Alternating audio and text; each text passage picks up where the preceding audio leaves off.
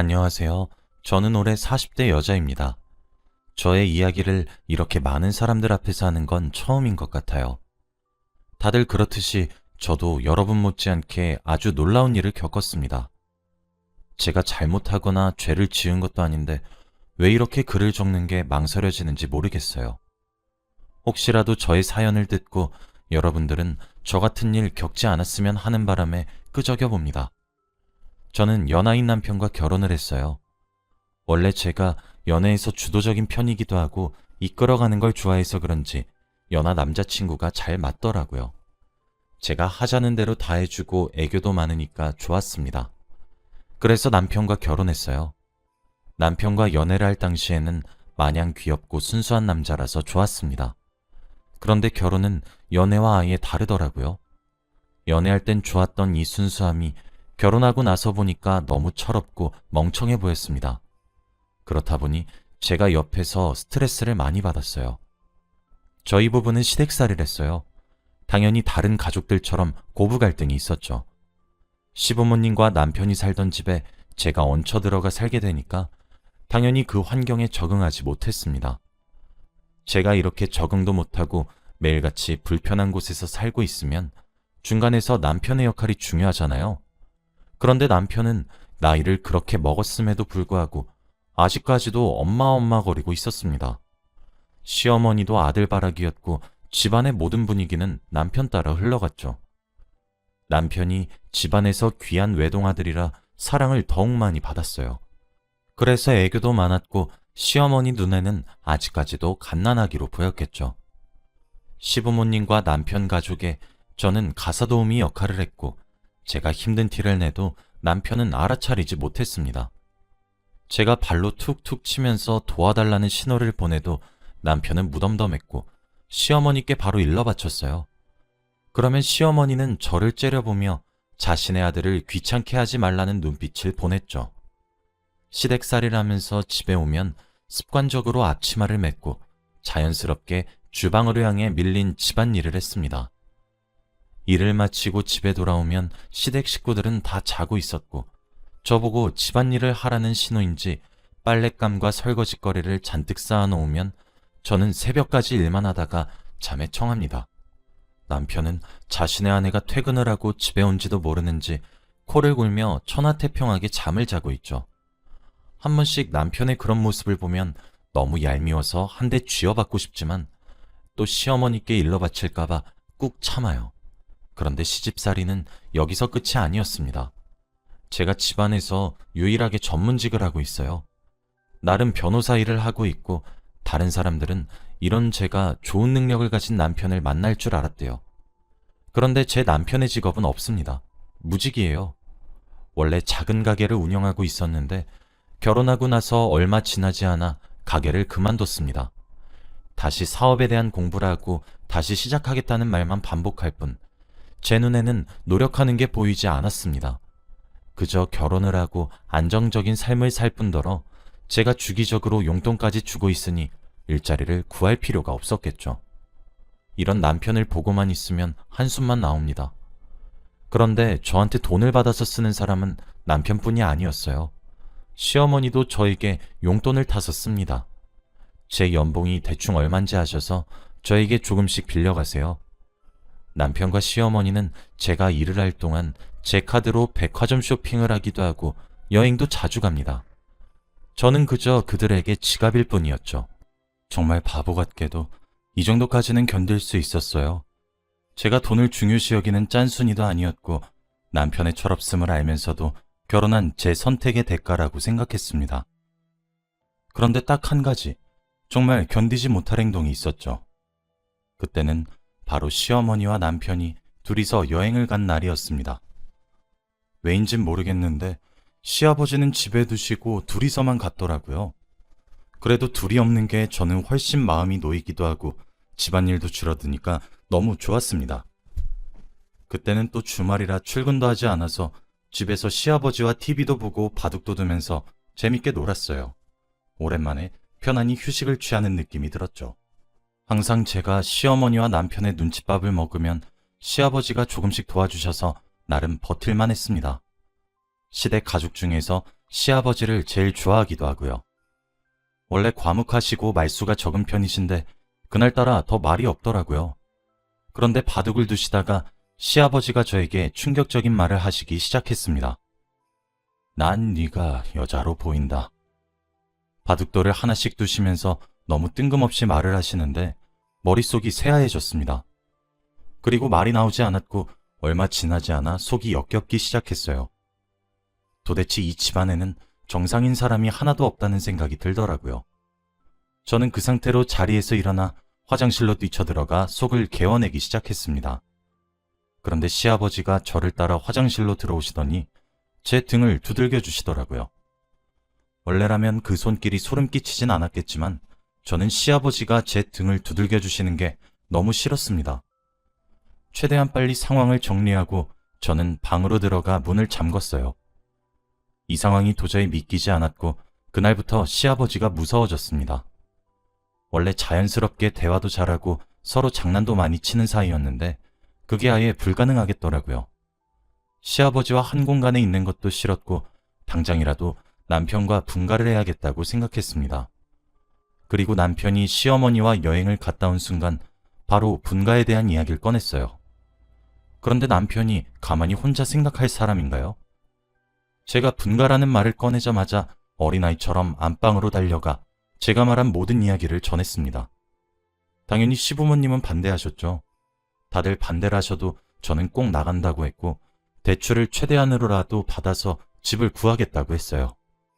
제가 이 집에서 가사도우미 역할과 지갑의 역할을 하고 있으니 이 집에서 나가는 걸 반대하실 줄 알았습니다. 그런데 두 분이서 분가를 반대한 이유는 따로 있었어요. 바로 시어머니의 몸이 좋지 않다고 했습니다. 갑작스러운 소식에 저와 남편은 너무 심각해졌고 그 순간 저희는 넷이서 동그랗게 앉아 이야기를 나누었어요. 시어머니는 표정이 어두웠고 무겁게 말을 이어나가셨습니다. 나도 너희를 분가시켜주고 싶은데 내 몸이 지금 말이 아니구나. 일찍 말하려고 했는데 걱정시킬까봐 진작 말을 못했단다. 사실 내가 간암이란다. 갑작스러운 암 소식에 저희 둘은 입이 떡하고 벌어졌어요. 그리고 남편은 갑자기 펑펑 울기 시작했습니다. 원래 시어머니가 술을 좋아하시기도 하고 늘 자기 전 소주 한 병은 꼭 마시고 자는데 이렇게 암이 걸리실 줄은 꿈에도 몰랐어요. 시어머니는 간이식을 받아야 한다고 했고 지금 이식자를 구하고 있답니다. 저는 당연히 다른 사람이 시어머니에게 간이식을 해줄 줄 알았어요. 마음속으로는 얼른 간이식을 해주는 사람이 나타났으면 좋겠다고 생각했죠. 그런데 갑자기 남편이 제 손을 덥석 잡더니 이상한 말을 하기 시작했습니다. 여보, 우리 엄마 간이식 적합성 검사 받자. 우리 엄마 너무 불쌍하지 않아? 나 엄마 없이 못 산단 말이야. 남편은 제가 시어머니에게 간이식을 해준다는 걸 당연하게 생각하고 있었고 저는 너무 당황스러웠습니다.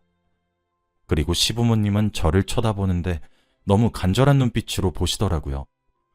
그 상황에서 제가 싫다고 딱 잘라 말할 수도 없었고 결국 분위기에 휩쓸려 고개만 끄덕였습니다. 남편은 자기 엄마 일엔 왜 이렇게 열정적인지 다음날 해가 뜨자마자 병원으로 달려갔어요.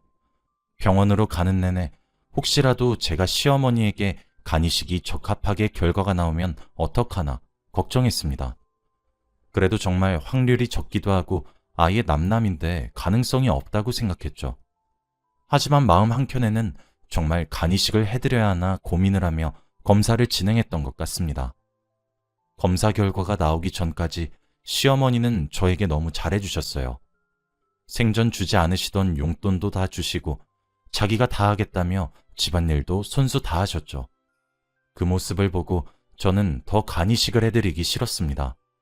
속이 뻔히 보이는 시어머니의 행동들이었거든요. 며칠 뒤 검사 결과가 나왔고 저희는 잔뜩 긴장한 채로 병원으로 갔습니다. 제발 불일치라고 떴으면 좋겠다는 생각으로 갔죠. 그래도 남편이 가족이니까 당연히 남편이 시어머니께 간이식을 해줄 줄 알았습니다. 그런데 검사 결과는 충격적이었어요. 남편은 불일치가 나왔고 저는 일치가 나왔거든요. 제가 간이식을 해드려야 하는 상황이었습니다. 시어머니는 소리를 지르시며 노래를 부르셨고 가족들은 당연히 제가 간이식을 해줄 줄 알고 있었죠. 시어머니는 당장 수술 날짜를 잡아달라고 했지만 의사 선생님은 저의 대답을 기다렸습니다. 원래 이런 상황이 많다고 해요. 가족들의 강요로 억지로 간이식을 해야 할 것 같은 상황 말이죠. 그런데 저는 도저히 시어머니께 간이식을 해드리고 싶지 않았습니다. 저는 시어머니께 한 번도 감사한 적이 없었거든요. 결혼할 때 땡전 한 푼도 받지 않고 결혼을 했고 결혼 후 시댁살이도 너무 지옥 같았어요. 차라리 결혼 전이 더 나을 정도로 말이죠. 그때 의사 선생님께서 저를 보시더라고요. 저의 대답을 기다리고 있었고 저는 눈치를 살피며 저의 의견을 이야기했습니다.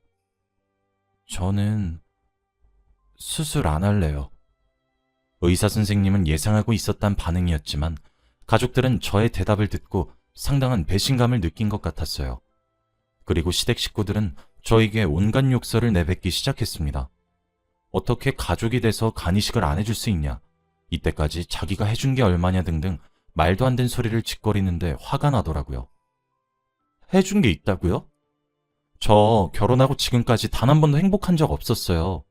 가사도우미에 쥐갑 취급하시던 분들이 누군데요? 그리고 시아버진 저를 여자로 보인다는 그런 더러운 말을 짓거리는데 어떻게 간이식을 해드려요? 이러니까 사람이 늘 착하게 살아야 돼요. 인간고란 말이 괜히 있는 게 아니라니까요? 제가 이매를 내뱉고 얼마 지나지 않아 제 볼로 무언가 날라왔습니다. 그건 바로 시어머니의 손바닥이었어요. 시어머니는 제 말이 끝남과 동시에 제 뺨을 내리치셨고 그곳은 정적이 흘렀죠. 다들 당황해서 말을 못하고 있었는데 저는 그 자리에서 딱 한마디만 하고 나왔습니다. 이걸로 제가 간이식 안 해주는 거 퉁치죠? 이혼할 테니까 다신 저 찾지 마세요. 이 말을 내뱉고 저는 병원을 빠져나와 집으로 갔습니다. 그리고 펑펑 울며 짐을 쌌고 바로 친정으로 돌아갔죠. 그런데 이 눈물이 마냥 슬프고 억울해서 나는 눈물이 아니었습니다. 한편으로는 속 시원하기도 했고 드디어 이 지옥 같은 인생이 끝났다는 생각에 행복함도 조금 있었어요. 시어머니가 간이식을 못 받는 건 죄송하긴 했지만 죄책감은 없었습니다. 저와 남편은 서로 얼굴도 보기 싫어서 깔끔하게 합의 이혼을 했고 저는 다시 혼자가 되었어요. 결혼을 한 번 하고 나니까 혼자 사는 게 너무 좋더라고요. 그리고 친정집에서 가족들의 품에서 편안한 삶을 사니 남편과 이혼을 한 게 정말 잘했다는 생각이 들었습니다. 평소와 다름없이 변호사 일을 하고 있었고 다양한 의뢰인들을 만나며 법정에 섰어요.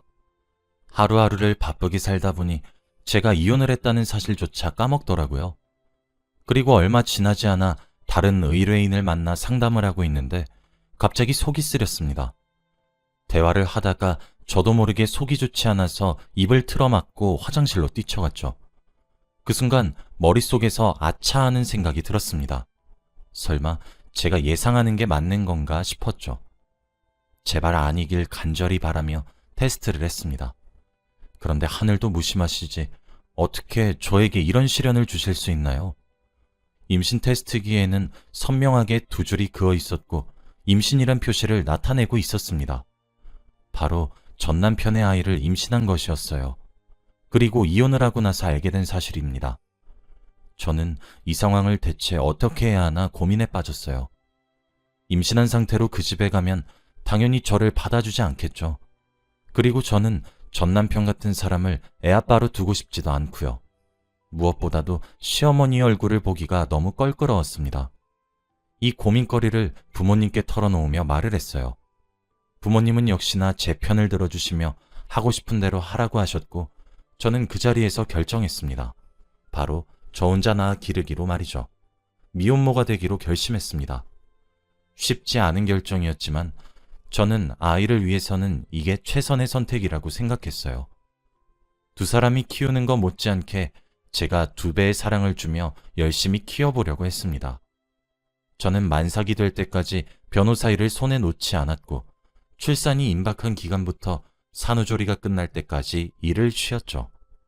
저는 건강한 왕자님을 출산했고 많은 사람들의 축하를 받았습니다. 아기의 울음소리를 들을 때 얼마나 많은 책임감을 느꼈는지 몰라요.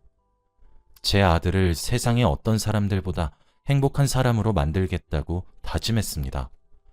그리고 저는 열심히 아이를 키우며 변호사 일도 다시 시작했어요. 제가 일을 할 동안 집에서 저희 친정 부모님이 아이를 돌봐주셨죠.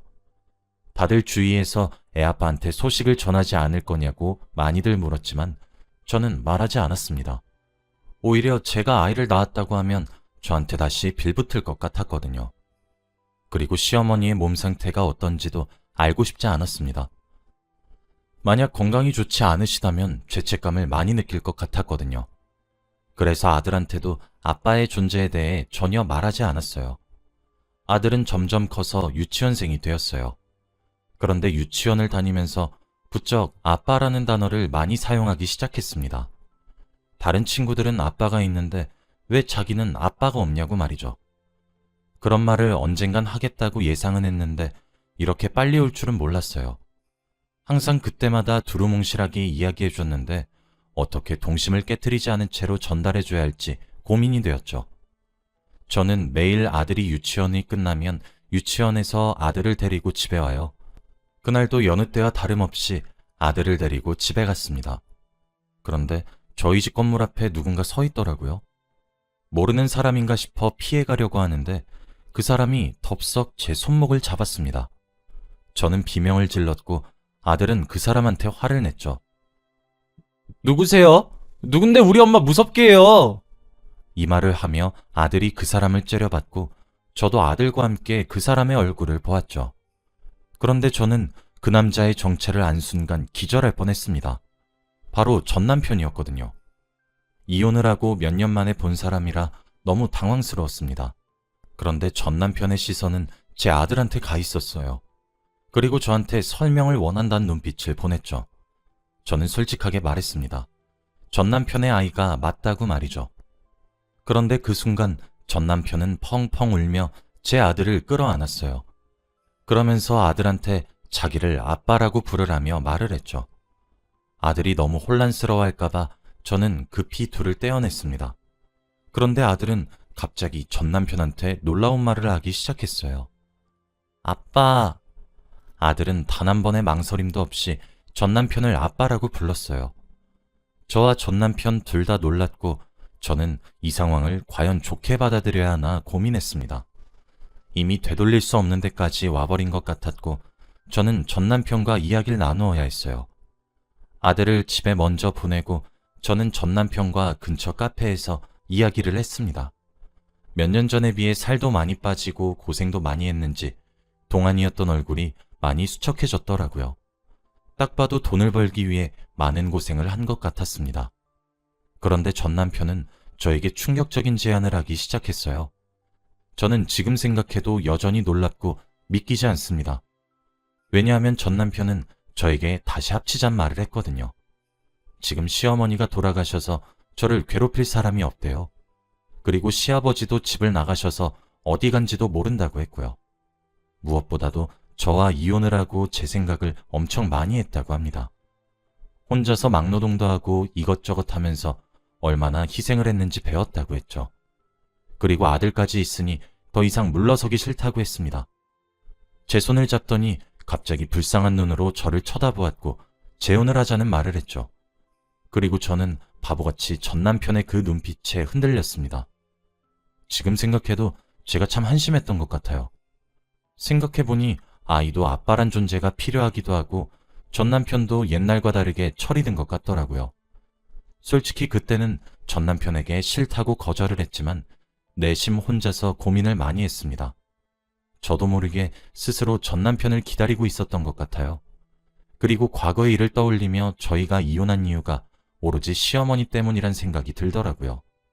무엇보다도 제가 고민을 할 동안 전 남편은 저와 아들에게 매일같이 찾아와 아빠의 역할을 했습니다. 양육비를 벌기 위해서 하루 종일 일도 했고 아들한테 장난감도 많이 사주었죠. 아들도 아빠가 생겨서 너무 좋다며 예전보다 많이 밝아지기도 했고요. 한순간에 모든 상황들이 잘 풀리니까 제가 잠깐 방심을 했나 봐요. 전 남편의 끈질긴 매달림 끝에 저희는 재결합을 하기로 했습니다. 솔직히 주위에서 보는 시선이 좋진 않았어요. 제가 또 후회할 거라며 말렸지만 저는 한 번만 더 이 남자를 믿어보기로 했습니다. 전 남편과 재결합을 하고 처음엔 너무 좋았어요. 드디어 바라던 분가를 했고 가족이 드디어 꾸려지니까 너무 안정적이더라고요. 아들도 아빠와 노는 걸 더 좋아했고 저도 아이에 관해 이야기를 나눌 사람이 있으니까 심적으로도 평온했습니다. 그렇게 몇 달간 아주 행복한 결혼 생활을 했던 것 같아요. 그런데 왜 이렇게 행복할 때 불행은 찾아오는 걸까요? 정말 오랜만에 단란한 가족 분위기라 제가 너무 긴장을 늦추고 있었나 봅니다. 저한테도 이제 행복이 찾아오는 줄 알았는데 그건 모두 저의 착각이었죠. 왜냐하면 바로 남편의 외도였습니다.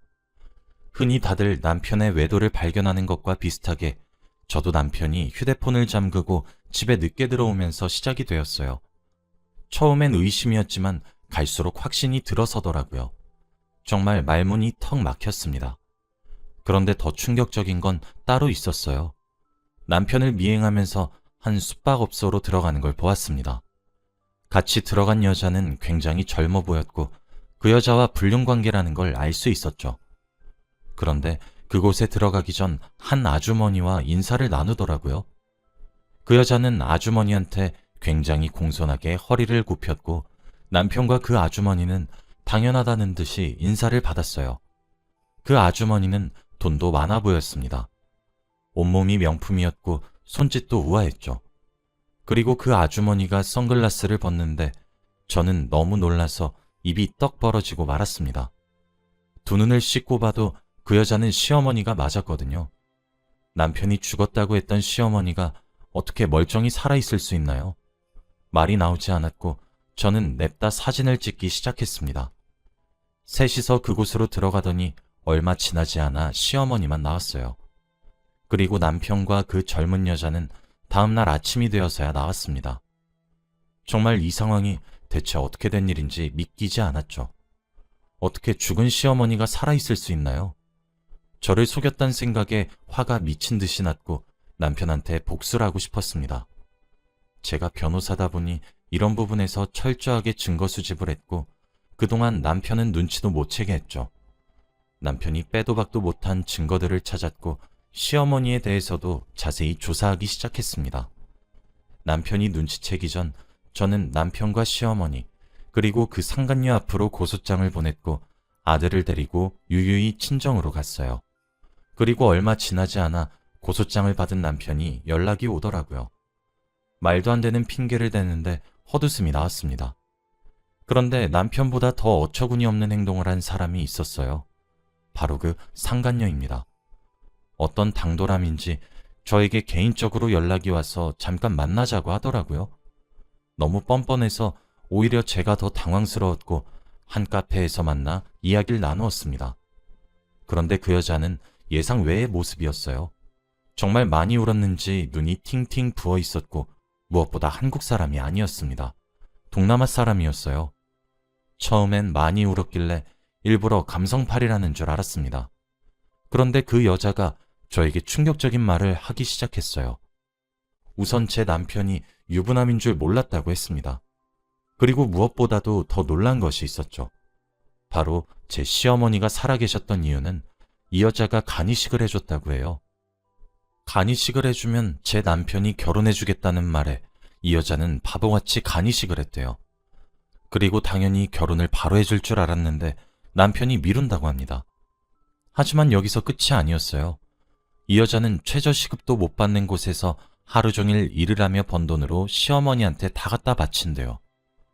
원래 한국에 일을 하고 고향에 있는 가족들한테 돈을 보내야 하는데 시어머니한테 잘 보여 결혼하기 위해서 돈을 다 갖다 바친다고 했습니다. 그리고 얼마 전 고소장이 날라와서 너무 놀랐대요. 가정이 있는 사람인 줄 몰랐다며 미안하다고 사과를 하더라고요. 그 여자의 말을 듣는데 제가 더 답답하고 한심하더라고요. 어떻게 세상에 이런 바보 같은 여자가 있을 수 있나요? 그 여자는 제 남편한테 미쳐서 결혼 하나만 보고 이 지경까지 온 거였습니다. 너무 황당해서 아무 말도 못하고 그 여자를 멍하니 쳐다봤어요. 그 여자는 자기가 했던 짓이 얼마나 바보 같았는지 스스로 깨달았는지 저에게 말을 하더라고요. 바로 복수를 하고 싶다고 말입니다. 한 번도 누군가한테 복수를 하겠다고 마음먹은 적이 없었는데 이번 일로 많이 깨달았대요. 저에게는 양심이 없지만 제 남편한테 콩밥을 먹이고 싶다고 했습니다. 그 여자의 눈빛은 불타오르고 있었고 저는 그 여자의 말에 찬성했죠. 저희 둘은 복수를 하기로 했습니다. 그 여자와 저는 쌍으로 남편과 시어머니께 고소장을 보냈어요. 그리고 한순간에 두 가지의 사건을 감당해야 하는 남편은 제발 고소를 취하해달라고 했죠. 저희는 한 귀로 듣고 한 귀로 울리며 고소를 진행했습니다. 전 남편은 위자료를 저희에게 엄청나게 물려줘야 해요. 일부러 감옥에 가는 것보다 평생 갚아도 못 주는 금액을 위자료로 제시해서 골탕 먹이고 싶었습니다. 빚을 져서라도 다 못 갚는 금액이었죠. 그리고 저희는 이혼을 했고 그 여자도 고소가 끝나자마자 자신의 고향으로 갔습니다. 혹시라도 전 남편이 보복을 할 수 있으니 제가 돌아가라고 했어요. 그 여자는 자신의 고향으로 돌아가기 직전까지 울면서 저에게 생명의 은인이라며 고맙다고 했고 저는 앞으론 남자한테 그렇게 퍼주지 말라고 일침을 날렸습니다. 그리고 전 남편은 이리저리 돈을 빌리고 다녀야 했어요. 양육비에 두 여자한테 위자료까지 주어야 하니까 감당하기 어려워했습니다. 그런데 이 상황에서 시어머니가 더 어처구니가 없어요. 겨우 이식받은 간으로 건강하게 살지는 못할 망정 다시 술을 드시기 시작했거든요. 매일 한 병을 먹고 자던 습관이 다시 도져서 매일 술을 달고 사신다고 합니다. 정말 이런 거 보면 사람 참 쉽게 안 변하는 것 같아요. 이런 집안에 시집이나 가서 제 인생을 망쳐놨던 것 같습니다. 그래도 후회나지 않아요. 언제 한번 이런 광경을 보겠나요? 전 남편이 돈에 허덕이고 시어머니가 술만 먹으면서 사는 인생 말이죠. 저는 이제 속이 후련하고 아들만 열심히 키우려고 합니다. 아들이 조금 더 크면 다 알려주려고 해요. 제가 한 행동들이 엄마로서 부끄럽지도 않거든요. 여러분은 저 같은 일 겪지 않았으면 좋겠습니다. 저의 이야기는 여기까지예요. 들어주셔서 감사해요.